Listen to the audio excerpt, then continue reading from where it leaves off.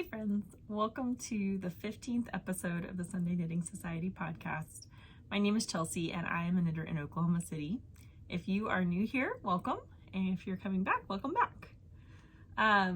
Hope you guys have had a good week. I am coming to you a little bit early this time because I'm off this week, or at least part of this week. I took off Wednesday through Friday and it's been delightful.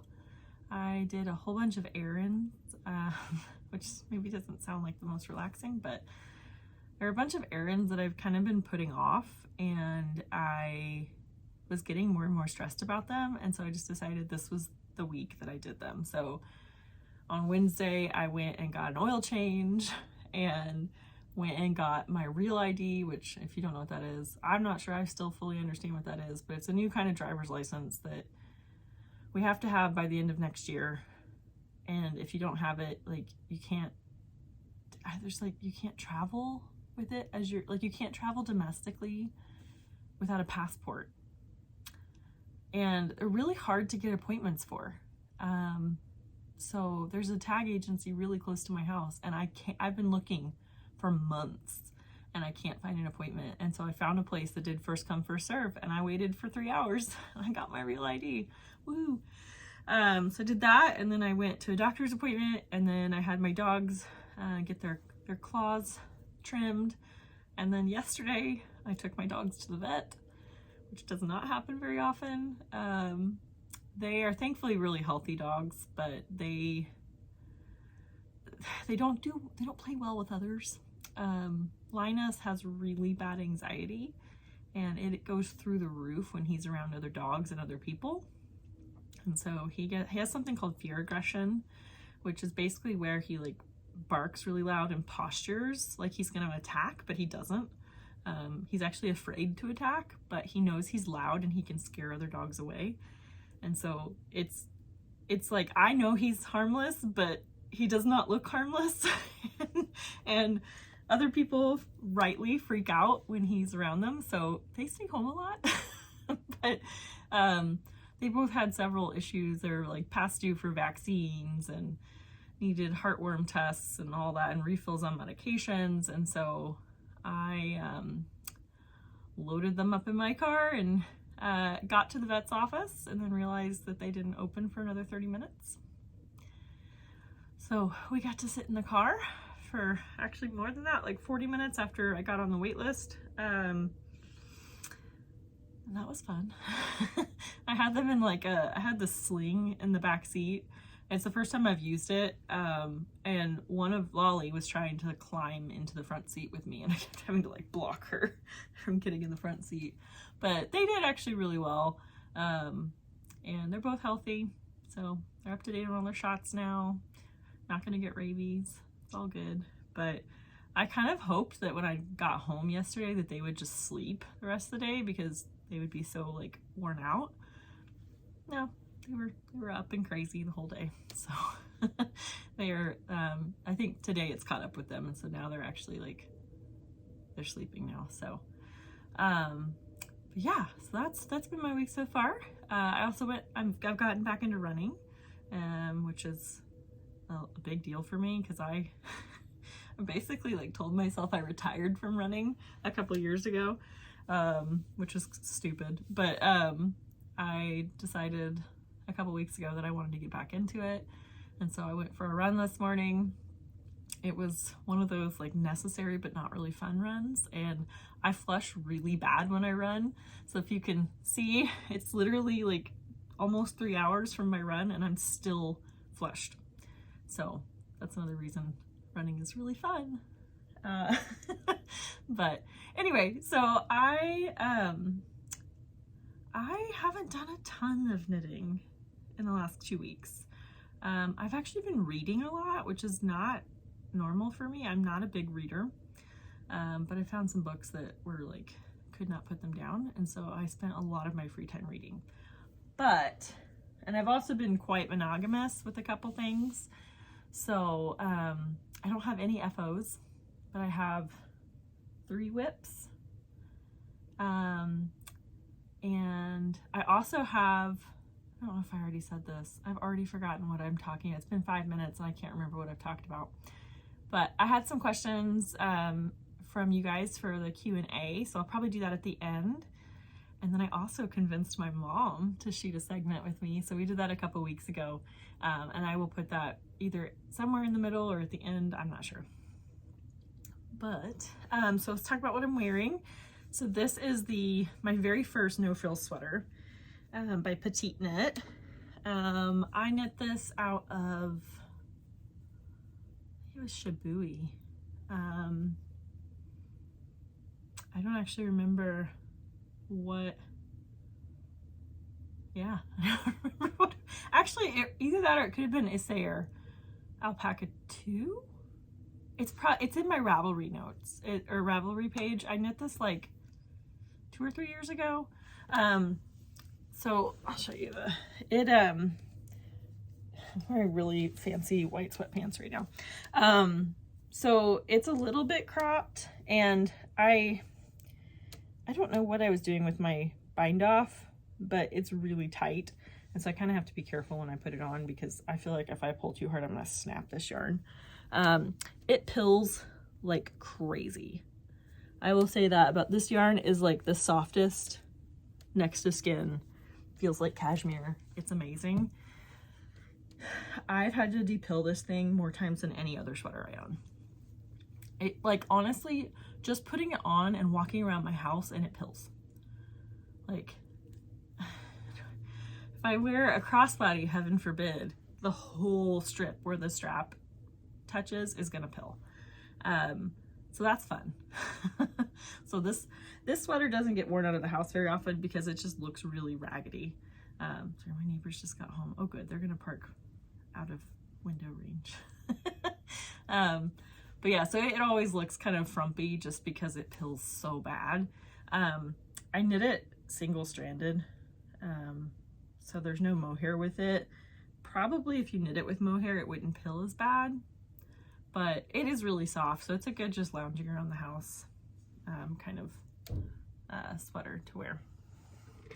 I really, really don't like having an audience, ironically. But yeah, so this is the first no frills. Love it. It's good. Okay, I've already posted pictures on Instagram, and I don't think I was done with the body last time, but this is my DRK Shiftigan, and I have finished the body. Y'all, I really like this. I was a little bit worried about fit, and so I went ahead and blocked this part.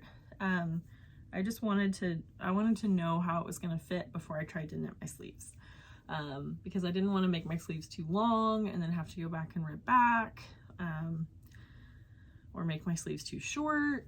But yeah, it fits perfectly.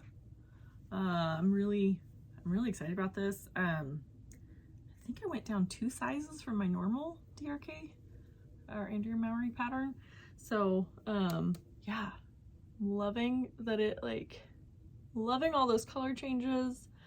It fits perfectly. I'm not gonna lie, I blocked it also because I was dreading the steek, and I figured if I could buy myself some time before the steek. But then I kind of like I did this all in like under 2 weeks. Like, I was crazy obsessed with this, and I kind of was like, I needed a little bit of a break before I went back to do my sleeves. So it also, I was doing it two-handed because it is stranded color work, and it was just, continental knitting is not comfortable for me, and it was getting better, but it's still, like, I found that my hands were more tense when I knit this, and so there's also part of me that just needed a break for my hands. So I'm not sure when I'm gonna do the sleeves on this. I don't want to cool off so much on this that I just put it in a corner and don't ever knit it, because I love this, and I do want to be able to wear it. And I'm not really that scared of the steeking. It's just like, I have to mentally prepare to steek this. And so I think I'm just gonna get through the sleeves first, and then watch a bunch of videos. Somebody sent me a video on steeking. I haven't watched it yet, but I need to. So I'll get there. It'll happen.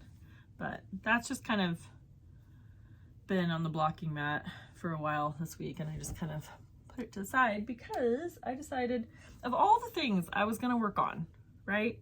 Like I had ideas of casting on the Saturday Shrug and I forget what else, working on a crocheted project and a bunch of other things. And what do? I pull out an old sweater project because it was stockinette and that's what I needed. So I am working on my Louvre sweater, which is a PetiteKnit pattern. And this is, wow, it's really bright compared to everything else. So I am on the ribbing at the bottom. I think I did accidentally make this quite long. So I was watching, Hohi's talk from Vogue Knitting Live, which I'm so happy she posted because that I really wanted to watch that speech. And I obviously wasn't going to go to New York. And so I'm really glad I got to watch that. But I loved it. It was such a good talk. Hohi is such a phenomenal human being. And so I was like knitting and watching her speech and crying. I'm a crier. And just some of the things that she talked about, I was just like, that's so sweet. I love her so much. Just crying. But anyway, so I probably wasn't paying attention and knit the body a little longer than I wanted, but it's fine. So I'm on the ribbing now. I have like a little over half an inch of the ribbing. You're supposed to knit, I think she wants you to knit 4 inches of ribbing. That's not going to happen. I also have tried this on, and as it is right now, I hate this neckline. Hate it. This is like almost a turtleneck, but not quite a turtleneck. And it's like suffocating me. So what I'm going to do is before I change this, I'm going to block it. And I'm going to try to stretch this quite a bit to see if I can almost create like a funnel neck that'll be a little looser on my neck. Because right now it's like, like literally strangling me. Not really, it's not actually, it's very close to my neck and I don't like the way that feels. And if it stays like that after blocking, I think I'm going to just tack it down and do, well, that doesn't look good, but it's long enough. I think I can get away with like a, just tacking it down and doing a folded collar. If that looks bad, I'll rip it all out and do something else. But this yarn, I said it on my Instagram, but this yarn is just, it makes knitting nice. It's such a beautiful yarn. So this is the yarn. This is Sonder yarn. This is their Sunday Morning DK. This is the ecru base, and the colorway is Over Easy. Excuse me. It is just such a cheerful yellow. I absolutely love it. I think it looks good on me. I can see myself wearing this in the transition into spring, which we're very much almost in or are in. It doesn't feel like it today. It's 24 degrees outside. It's cold. So yeah, I think today I'll probably finish the body of this and then get on Sleeve Island.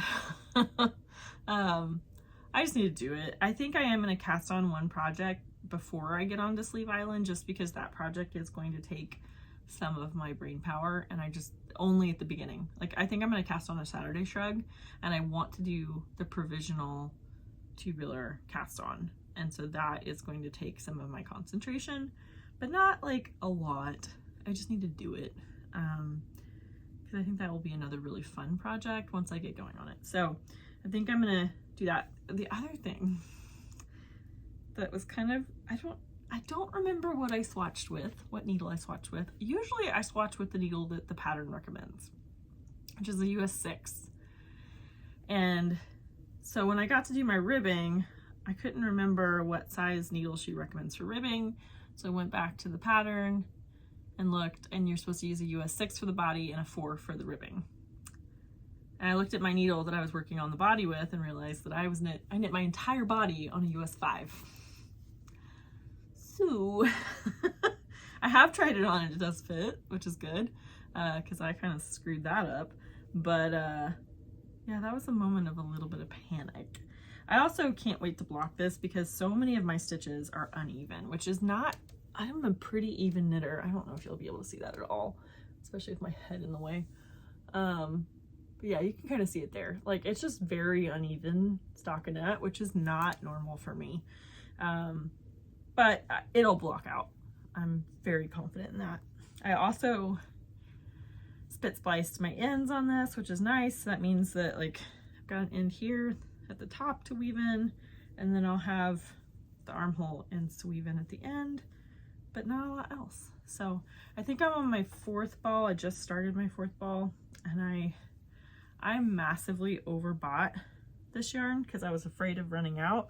So I still have 3 more full skeins, and I think I'll probably need like 1 for each sleeve. So I'll probably still have at least like 1.5 left, almost 2 when I'm done. Sorry, I'm trying to, like, it's kind of funny. So it's a PetiteKnit pattern in a PetiteKnit bag, and it barely fits. So I have to, like, shove it in every time, and it's just got 1 extra skein in there. Oh, other fun thing. I think I did this while I was watching the Hohi talk, is I have the sleeves on barber cords, and I wanted to try it on, and so I put the body on a longer barber cord, tried it on, decided I liked the length. I was going to start the ribbing. This is so annoying. So I was gonna, like, I unknotted my barber cord, stuck my needle on it, and then kind of pulled the other end to kind of get it to scrunch up and get back around onto my needle. And I just heard a pop. I was like, oh, what just happened? So it popped off the needle, and I ripped out almost all of the stitches on the sleeve because I unknotted the wrong barber cord. And so if I had done it on the body, that would have been a fine amount of tension, because it looks weird doing that. Because there's more stitches, there's a longer length. But because I was doing it on the sleeve and didn't realize it, I basically just, like, popped it all off. I was so annoyed. And so I had to go get a little bitty needle and just sat there and, like, picked up all my stitches around the sleeve. And I think I only dropped 1 stitch, which is good. So pay attention which barber cord you're undoing. Okay, and my last whip is my church sock. So don't make a lot of progress on this because I only work on it on Sunday. But this is what I have so far. Let's see if y'all can see that. These color changes are so fun. Flopper balls are amazing. I'm kind of annoyed I just found them. But I do a very traditional heel flap and gusset. That's what I like. That's what fits me well. Can you see that? Oh, let's see. There you go. Yeah, so not a whole lot. I will say, so I put it in this little drawstring bag. This is the woolen folk? Nope, New York sheep and wool. And the one thing I don't like about this is when you have it in a bag and you're pulling your strand off, what ends up happening is, like, this whole section will just come off, and then it gets knotted. And it happens almost every single time. So that's the only thing I don't like about these balls, is, like, if you're not watching it and being very careful, it's gonna just get all knotted and crazy. So what ends up happening is, like, halfway through church, I realized that there's, like, a huge knot coming out of this bag. And I just try to, like, manage it, like, try to unknot it a little bit each time so I can keep knitting. And then I get home and I'm just like, like, unknot the whole thing, knit up that whole section, and then put it back in the bag. But I thought maybe it would get better the smaller the ball is, but it's stayed the same. So, okay. That is all my knitting. That's it. That's all the knitting I have. I did spin some this week. This is one I had already done before, and I forget when I did this, but this is the first ply. This is some nest fiber. This was a club. I don't remember when. I think it was a fairly recent club, but I did the first ply last month, and then the fiber has been sitting in my basket looking at me, judging me for a month. And so, I don't know, something just hit me. I was like, I have daylight. I can't, because of my eye surgery, my intermediate vision is not great, and especially in low lighting, it's not good. And so, unfortunately, where I draft is just far enough away that like my readers don't help with it. But when I see better without my readers at that distance, but it's still kind of fuzzy. And so if it's dark outside and I don't have natural lighting, I can't really see what I'm doing. But I was like, I have the week off, or what part of the week off, and I've got lots of natural lighting. And so I spent a few hours yesterday and I spun up the second ply. And I do think I spun this one thinner. So if you look at the difference between the two, this is the old one, this is the new one. They're not hugely different, but it is a little bit tighter. This one has also had a long time to rest, and so it doesn't feel as wound up as this one. So that might be part of the difference. But I'm gonna let this one, I finished this one yesterday, so I'm gonna let it rest. I was just gonna let it rest for 24 hours and then I don't know, put these two together and make yarn. I really need to learn these terms. I think it's ply. Yeah, I was gonna ply these together, but then I started another project and it's taking up my spinning wheel, so I'm okay with that. I'm just going to take my time with them and let it sit for a little bit longer, because I actually find plying really fun and it doesn't take the same muscles. So I need to, I keep saying it, I need to actually watch some videos or take a class or something on spinning, because what I find is, so I draft, I think I do what's called a short forward.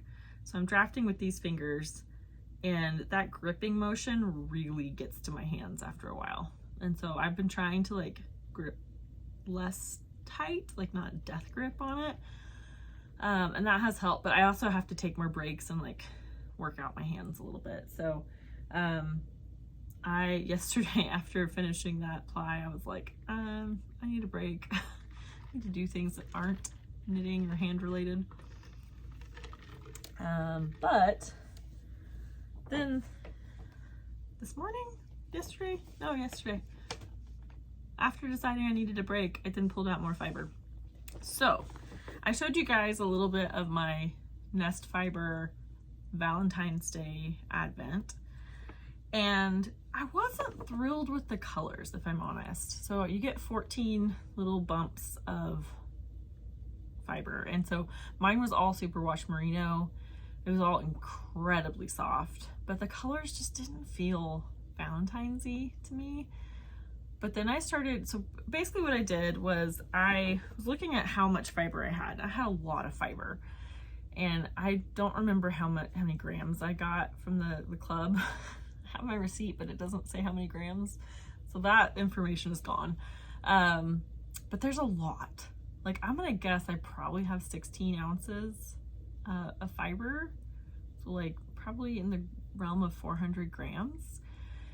And so I thought, okay, I need to split this up, but I want to do it, I don't know. What I decided to do was each one I split in half, and then I split into quarters, and then I wound them up into these little bumps. And so, can you see that? Yeah. So then I put them in 4 separate bags. So I have an obsession with Anthropologie, and I keep all the bags that they give me. And so, isn't this one cute? Like, come on, focus. I just think this one is one of my favorite bags, and I keep them to give as gift bags, to use as gift bags, but then I look at it, like, that's just really cute. I like that. This one I haven't used as a gift bag because I like it too much. So I have a whole bunch of these, and so I just pulled out 4 of these and put each one of these has 14 quartered bats or bumps or whatever you call them, just wound into these little bitty twists. So and then I wasn't really sure, like, I mean, this kind of looks like a whole 100 grams. I didn't weigh it. That probably should have weighed it. That makes sense now. I didn't. Maybe I'll weigh this later. but I started spinning it up, and here's what's really interesting is that the superwash merino is the easiest thing to ply. Like it, all that gripping that I'd been doing with the other one, which I don't even remember what fiber that is. This one, it just, and it drafts so easy. It's so nice. And also because I have it in these skinny little strips, I'm not having to like manage my fiber. It's just coming straight off. And so I've already done 2. I'll put a picture up here of my wheel so you can see the first 2 strips that are plied up. I think what I'm going to try to do is each bag is going to be its own ply, and then get 2 skeins of yarn out of it. That might be a lot. I may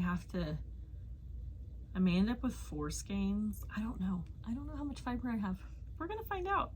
But it's really fun, and so it's gonna be just a random, each bag or each ply will have the same colors because they'll have a quarter of each bat, but they're all gonna be in different orders. And so I think that's actually gonna be really fun to see how that plies up. So it'll just kind of be a surprise. But I do think all the colors go together, and I will say I wasn't sure about the colors before I started plying it, and then once I started plying it, I was like, oh my gosh, these are pretty. So I'm really pumped about it, and I find it's a lot easier on my hands. So I'm probably gonna do at least 1 bobbin, finish out 1 bag of fiber before I try to ply those other 2.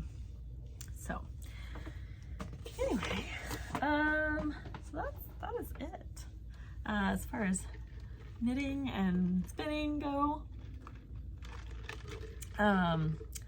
So let's do some questions.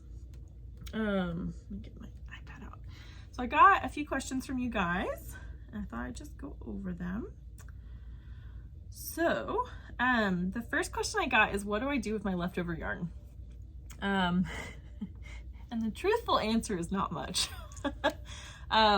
I will try to take a picture later today of the dresser where I keep all this extra yarn. So it's kind of over on the other side of the room. So I didn't have anything else to put in that dresser. And so when I got the shelves and moved all my yarn in here, I had a bunch. I didn't really want to put like wound up balls of yarn on these shelves because I don't like the look. Like, I mean, this is spin cycle, so it's different, but like, I don't like storing yarn like this.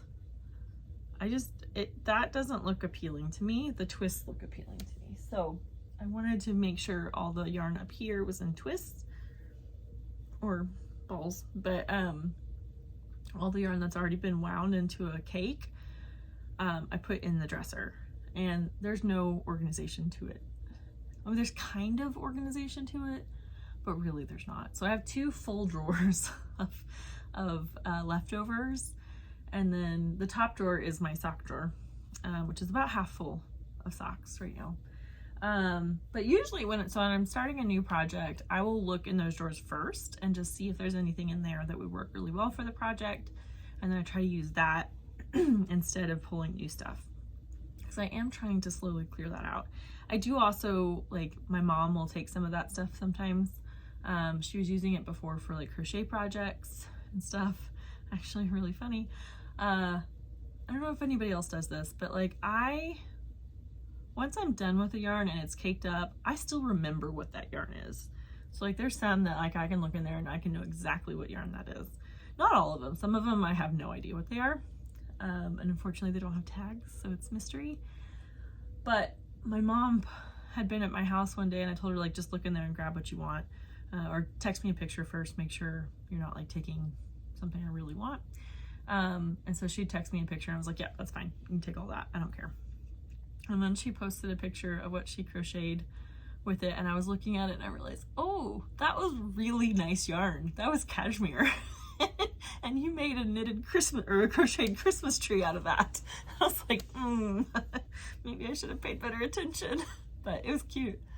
So yeah, so I let my mom take some of that. I use it for other projects. I use it a lot for baby projects because you don't need a whole lot of yarn for most baby projects. And so I would rather pull from something I already have. and I have more color options too. And then if they're really small, like little nuggets of yarn, I actually keep those downstairs for my niece, Charlotte, because she likes to knit, which is unwinding yarn. And so I keep a little stash of yarn that I don't mind if she destroys, because usually when she's done with it, it is a knotted mess and it is completely unusable. So we throw it away. But that's about it. Yeah, not that exciting. Okay, next question. Okay, so this person asked for a substitute for linen quill, because they were saying they have a really hard time getting it where they live. So I don't know where you live, so that may make this a little tricky, but I have a couple options. So if you have not heard of linen quill, this is a yarn by Purl Soho. I don't know if you guys can see that. I hope you can. It is a fingering weight yarn. It's 50% fine Highland wool, 35% alpaca, and 15% linen. I'm gonna be real honest, when you hear that description, I don't get real excited about that because in my mind, fine Highland wool is still scratchy. And so I don't know, like I think when I first bought this, like I bought this before it was popular, and I was just like, I'm gonna try it, but I don't know if I'm gonna like it. It is so soft. It's so soft. It's a fairly, let's see if I can show this. It's a fairly thin fingering weight. It's, I think it's just a 2-ply. Yeah, it's a 2-ply. So it's not a super round yarn. It's a fairly drapey yarn. The alpaca definitely helps with that.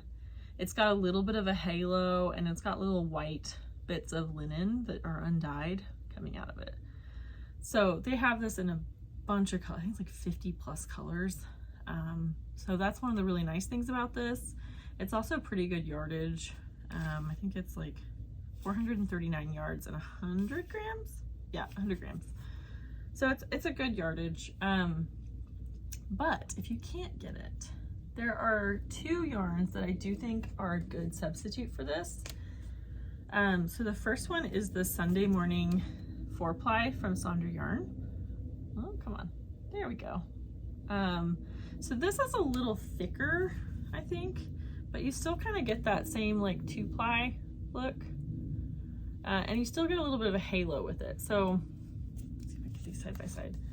So I think these are, I mean, obviously I didn't pick the colors intentionally to look the same, but I do think this would be a good substitute. Now this is still a little bit, I would say this is pricier than this, but they also have really good colors, and this is a delight to knit with. This colorway is Sunday Kinda Love, and I think this is their original. Yeah, this is their original Sunday Morning base, not the ecru. So yeah, you get lots of colors. It's Canadian, so if you're in Canada, good for you. You don't have to pay international shipping. Actually, I don't think their international shipping is bad. But this is, yeah, this is really nice. And I think it's similar. Yeah, it's 432 yards. So it's a similar yardage. The other one, I don't have the ball. I only have a cone of this. I don't know what happened to my ball of this. But the other option is Holst, Holst Super Soft. So this is obviously a lot more yardage because it's on a cone. This one, I don't know where the end is. I have not knit with this. There it is. So this is also kind of a 2-ply. Let's see if I can do this. This is also a 2-ply. I think it's a 2-ply. I guess I should look at that before I say it. It might be a 3-ply. I don't know. It could be a 4-ply. Who knows? But it's a very thin fingering weight. It still has a little bit of that halo. The one thing that's different about Holst, I will say, is so it has a lot of spinning oil in the unblocked yarn. And so it does feel thin when you're knitting it. It doesn't feel as good to knit with, but once you block it, it fluffs up and gets a lot softer. And the other benefit to Holst, it's pretty easy to get, I think, unless you're in the US, but even in the US, there are places you can get it. And their shipping from Holst is not terrible. It's actually not bad. But what was I gonna say? So they have a bajillion colors, so that's really nice, and it's pretty affordable. So I bought 2 cones of this, which is like 2,500 yards, I think. I don't know if this will say that on there. No, it doesn't say that on there. But it's like I think it's a 500 gram cone.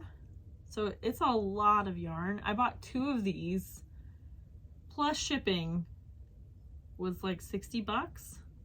And this is enough for a sweater. So I got basically 2 sweaters worth for $60. So I would say it's pretty affordable. And then you can also buy it in smaller quantities as well. So there are places in the US you can buy this from. But if you're gonna get a lot of it too, the international shipping is not terrible.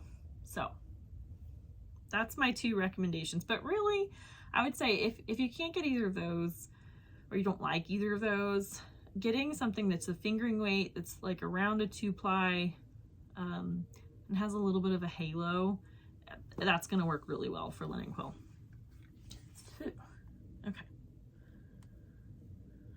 Alrighty. Okay, the next question is how I got into knitting.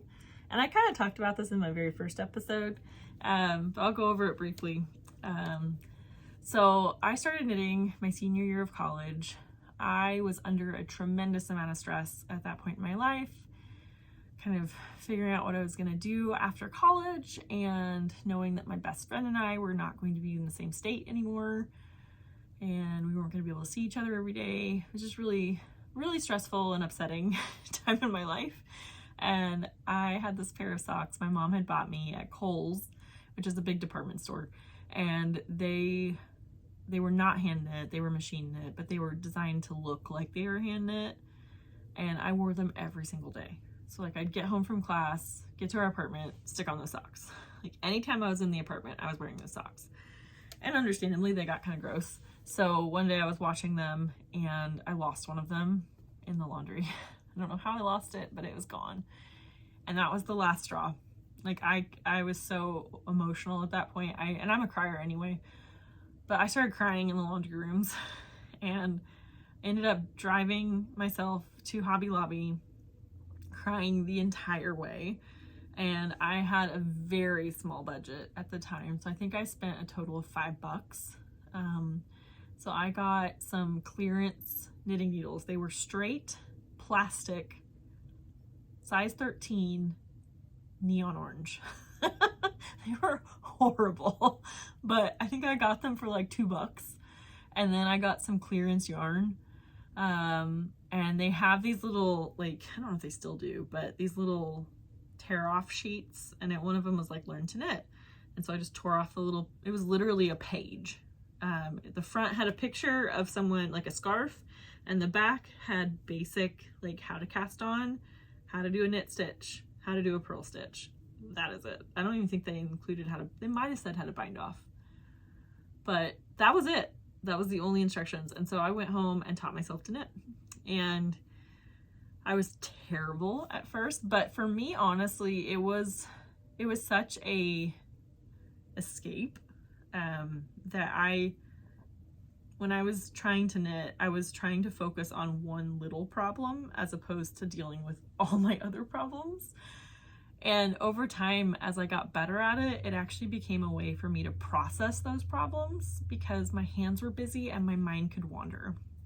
And so that's been that way for me since then, that like if I really need to process something, I get something like a stockinette sweater and just stockinette and around, and it lets my brain just process what I'm dealing with, and it's been really therapeutic. So that's how I got into knitting. I don't have many of my early projects. I think I gave my best friend a scarf that I had knit her, and it was horrible. It was so bad, but because she's a good friend, she wore it. So yeah, I'm pretty sure that got trashed at some point, but that's fine. So yeah, that's how I started knitting. Okay, I think I already remember our next question, and it was, what are my favorite yarns? And that is a hard question to answer because honestly, it's like picking a favorite kid.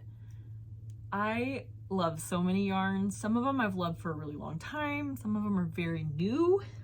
Some of them I like to knit with, but I don't like to wear. So I grabbed a smattering of them.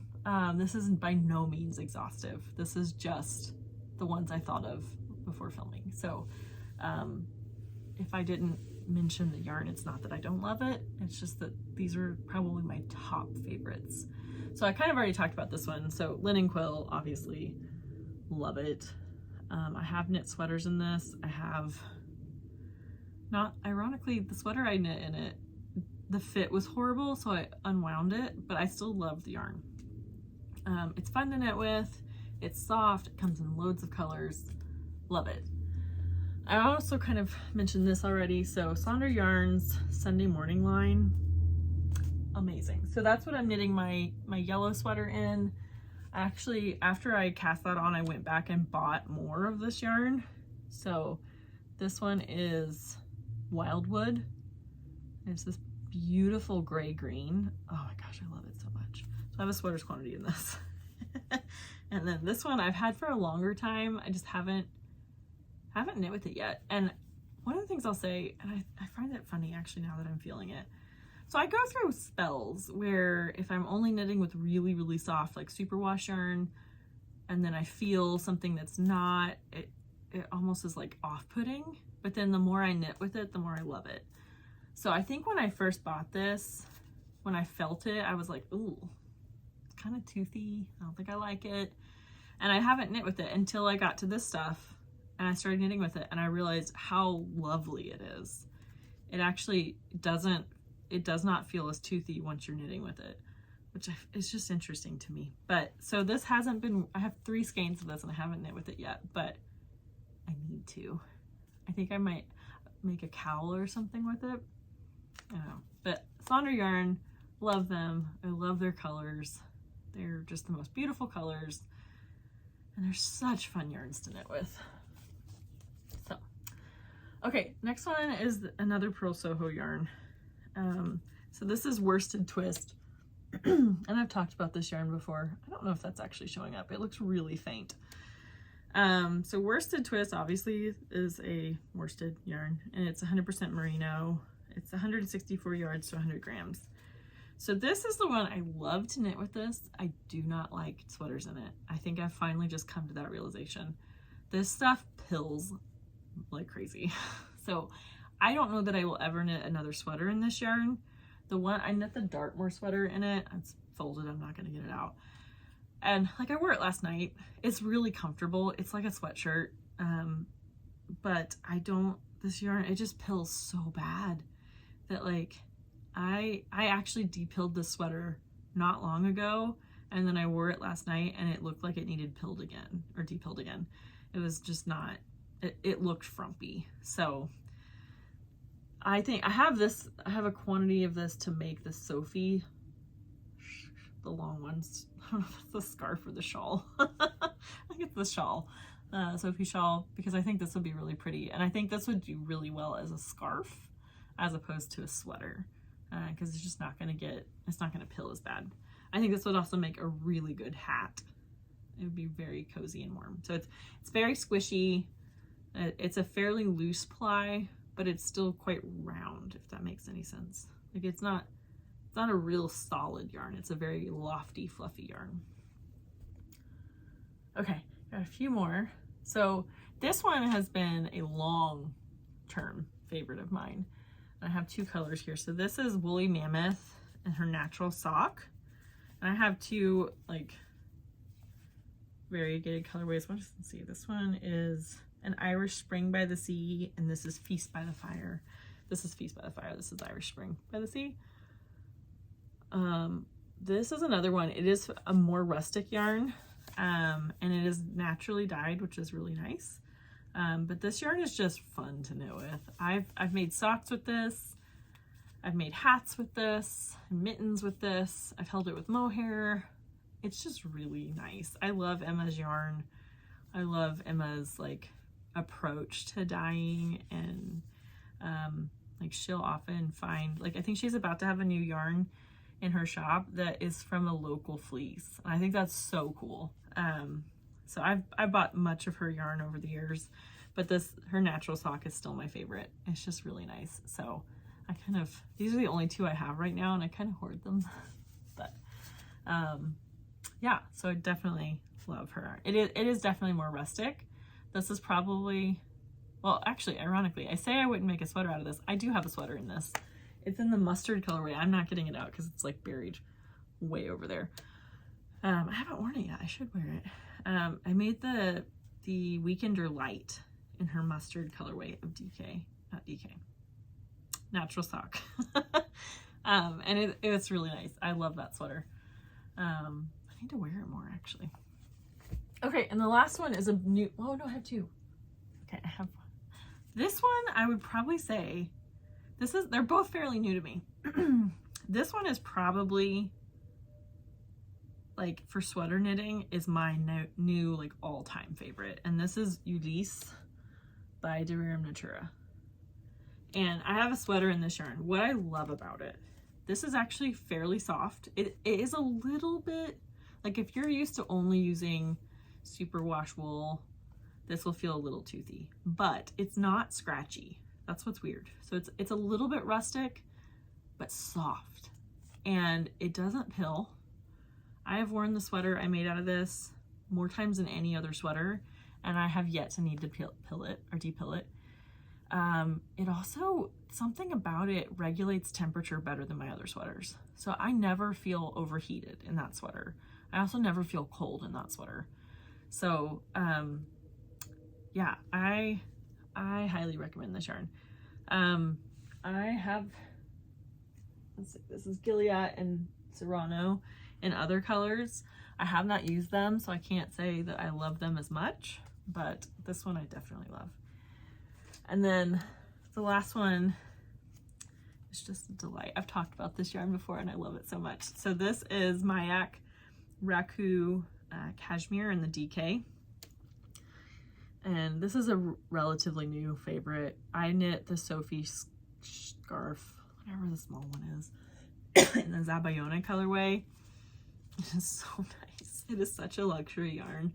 It is just, I have 5 skeins. I have 2 greens and 3 naturals. I forget what the names of these are. I guess I could look. I think this is Under the Tree is this colorway, and I forget what the other one is. But I'm like saving them because I don't know what I want to knit with it, and it needs to be special. Because this is just such special yarn. So definitely isn't one of my favorites. So those are the ones that I pulled. Obviously that's not everything. And sometimes I don't know it's my favorite until I'm knitting a sweater in it and I realize how much I love it. So, but usually for me, more than color, it's the texture. It's how it feels in my hands when I'm knitting it, and then how it wears as a sweater. That, like, this yarn was delightful to knit with, but I will never knit another sweater in this yarn because it pills so bad.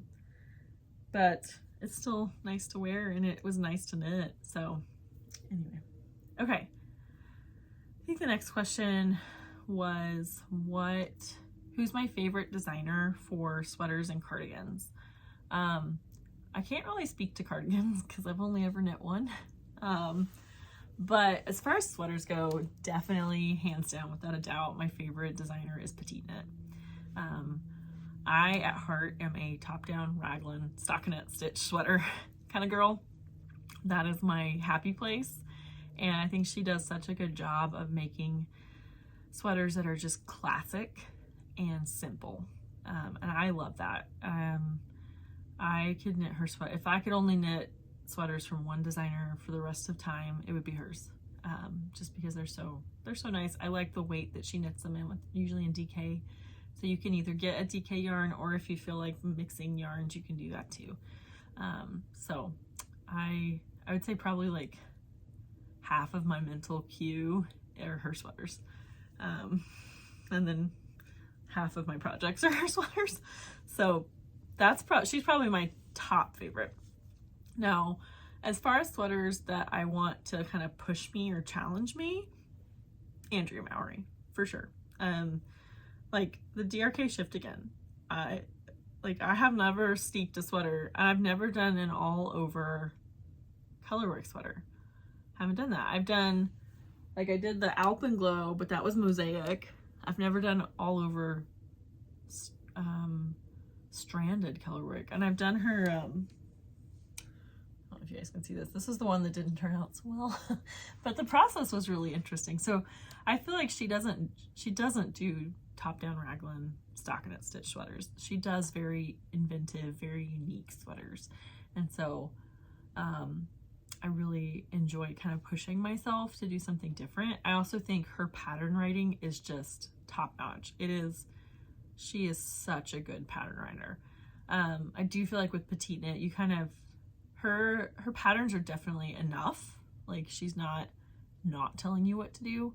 They're very clear, but there's not a lot of hand-holding. Whereas with Andrea Mowrey's patterns, there's a lot of explanation. And so I definitely think if you're a somewhat, I mean, I don't know if I would even say like an experienced knitter. You could probably be a beginning knitter if you're just adventurous. And I do also like that Andrea Mowrey will list, instead of saying like advanced or beginner or intermediate, she'll say like, here are the skills you're gonna need for this sweater. So, you know, you may consider yourself a novice, but if you've already done those things, you can do that sweater. No matter how hard it looks, you can do it. So I think that's really cool. So, okay. We're almost done, guys. Okay, I had two kind of personal questions, so I saved these for the last. So the first one is, where am I from? Because I don't have an accent. And you don't even know how much of a compliment that is. I grew up in Texas. I grew up in a suburb of Austin. So Austin doesn't have a really strong accent, but a lot of Texas does. And so I've also lived in Oklahoma for a really long time now. And so I don't feel like most Oklahomans have a really strong accent. I do still kind of, the Texan comes out in me when I'm frustrated or angry. Not always, but sometimes. And then randomly, every once in a while, I get like a Minnesota accent, and I've never lived there in my life. I don't know where that comes from, but every once in a while, I'll start talking like I'm from Minnesota, and people look at me really confused.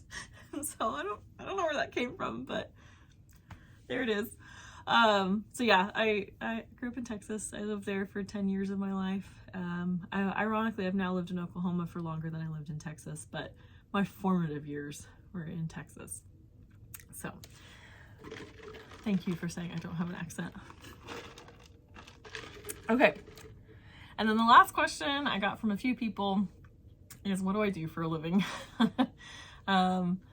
So I'm going to give a little background before I tell you guys what I do. I intentionally did not talk about my job when I started this podcast for a couple of reasons.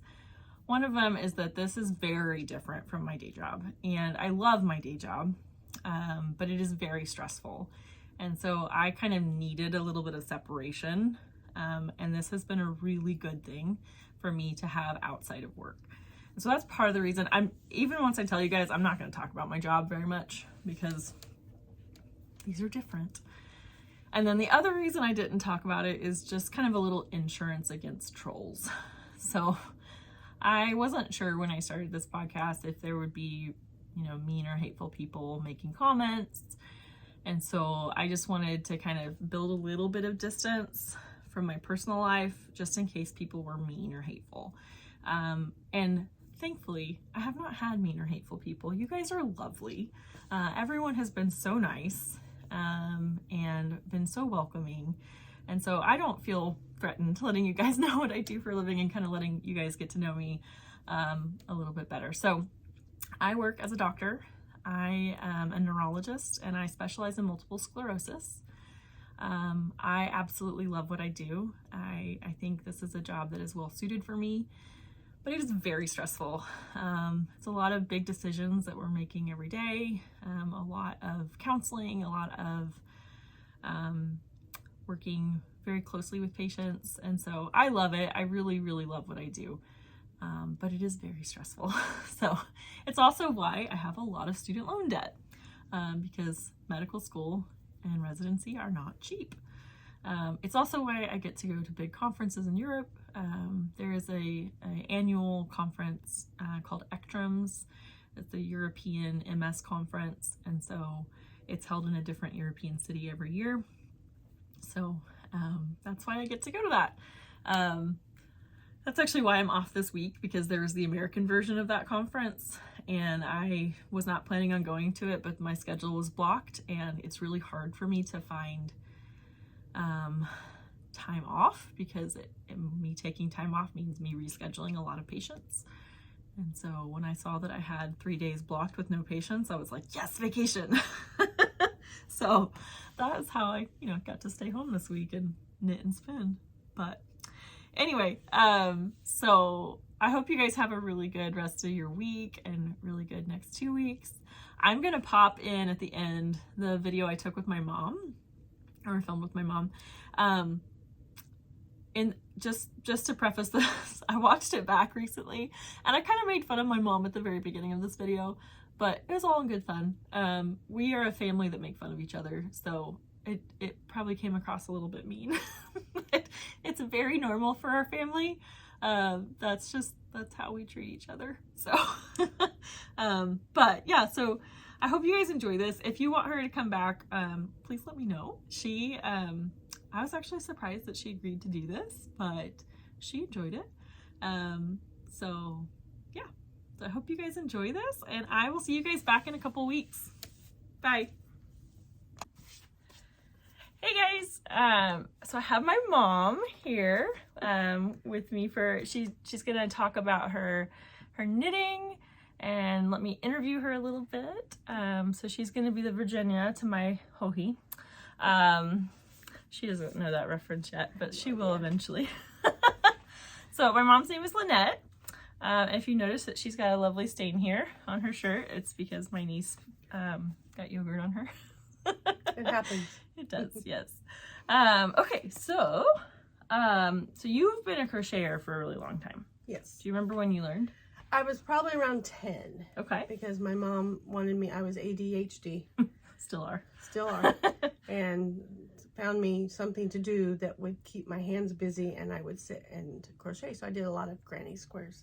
Yeah, okay. Yep. So because I've been knitting since 2009, and you've never really wanted to. So what kind of changed? What made you want to learn to knit? A couple different things. One, I love the socks that Chelsea makes for me. She knits for me, but she's busy and she knits a lot of things, and I can't keep asking for socks. So I decided, maybe I could learn how to make my own knitted socks. I love them. But also, I am 59 years old, and I thought I needed a little bit of a challenge. And so for you old dogs out there, you can learn new tricks. It was actually easier than I thought it would be. Yeah. Yeah. So we started here with some hats. Purl Soho has a really good hat pattern. It is a paid-for pattern, but it teaches you how to knit a hat in the round, and it's like a 13-page pattern. Yeah. So it has a lot of pictures in it. It does assume that you already know how to cast on and knit and purl. So one other thing that's really interesting when I taught Mom to knit is I'm an English knitter, so I hold the working yarn in my right hand. But with a crochet background, she's used to holding the working yarn in her left hand. And so pretty quickly, we realized that she was not going to be an English knitter. Yeah. So, and you actually really like purling too. I love which is purling. very unusual. I love to purl. Yeah. So That's yeah. Easier. So yeah, so she did a couple hats, and I've shown you guys pictures of one of her hats. But you really wanted to get into socks. Mm-hmm. So I gave her some Patton's Croy sock yarn, and I had an old Knit Picks knitting set. Actually, did you use that for the the wooden needles? Yes. Yeah, okay. Yeah. Okay. Yeah. They're fairly beat up. They're pretty rough because I used them for really years. And somebody asked me too why I wrote out a pattern for her instead of using one that's already available.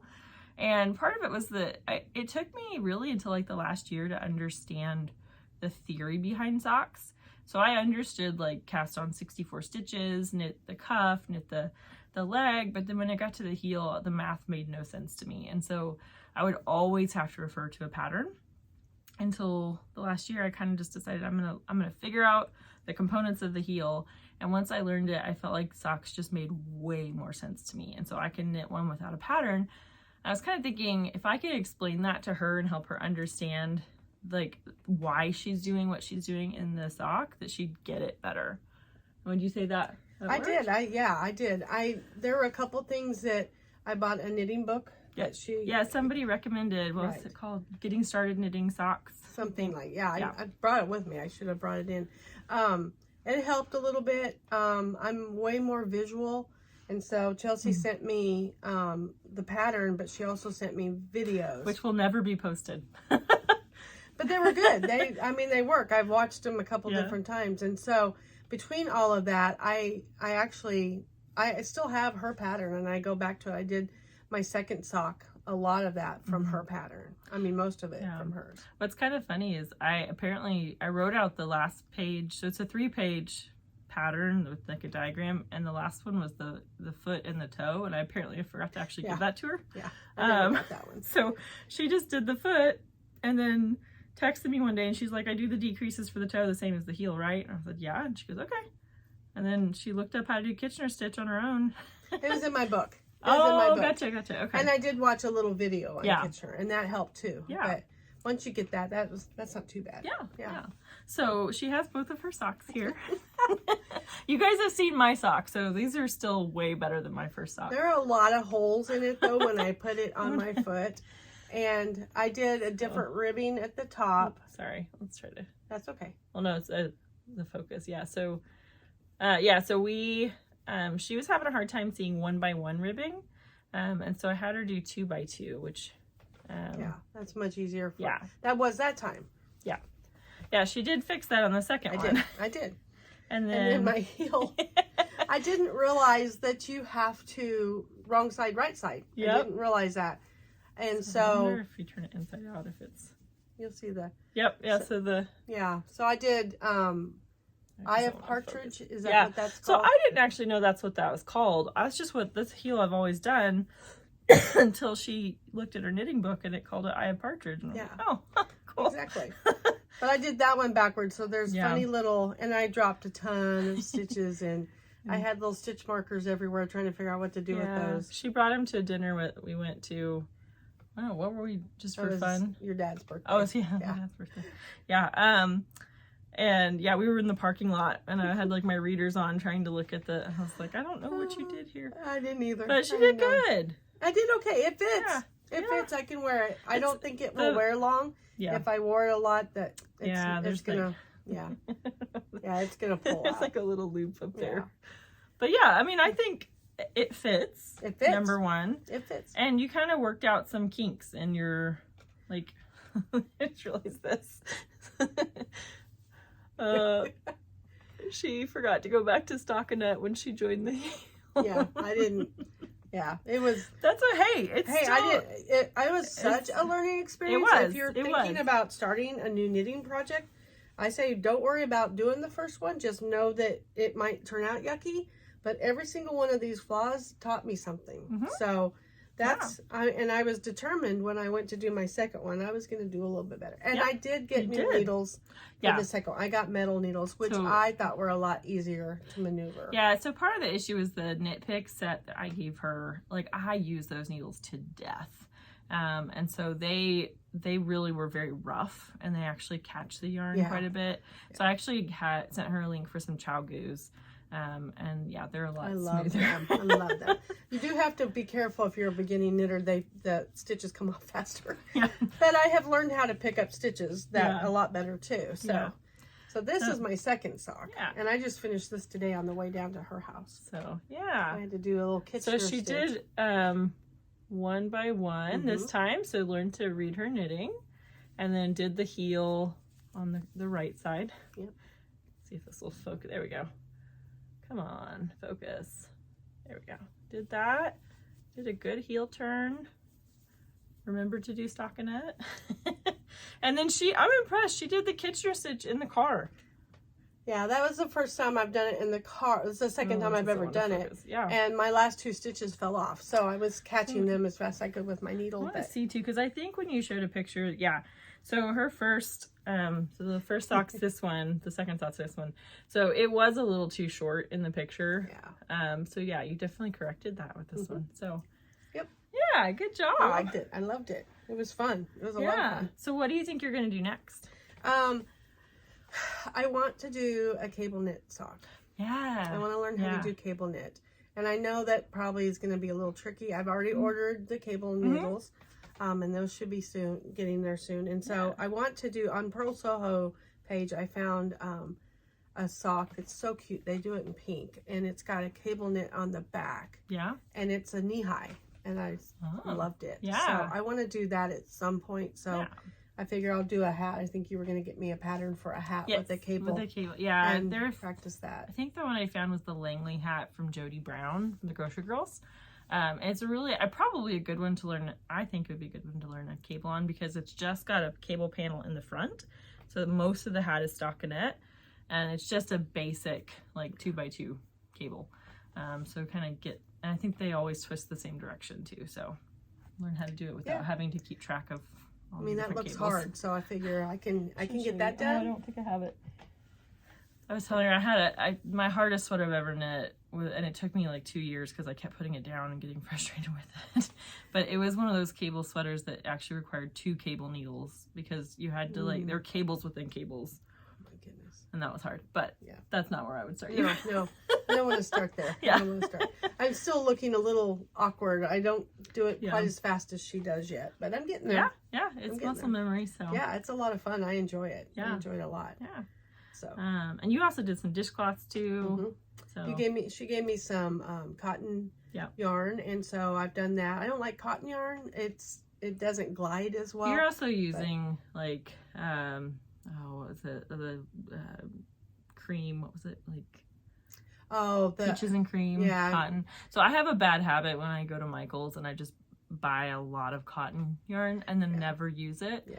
And so I was like, oh, here, take all this. So I'm just making dishcloths. My friend does a little booth in our town. She crochets and she does a lot of stuff, and so she wants me to get some knitted well, she wanted me to do socks, but I don't think I can do those fast enough to get enough of those to sell, and they're not good enough yet to sell. But I can do the dishcloths. I've done quite a few of those. So they're fun. I enjoy those. That's something I can do if someone's talking to me or if I'm wanting to watch something on TV, because I don't really have to pay attention a whole lot with that. Socks, I still have to kind of pay attention. Yeah, and you'll get to the point where you don't. Like I was working on my heel flap in church today. So I did have to wear my readers, and I was kind of, I was actually just telling her, so it was kind of funny.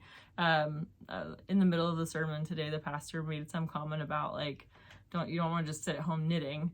And everyone around me went, and I was like, all right, I'm gonna knit him some socks so we can fix his perception on knitting. There you go.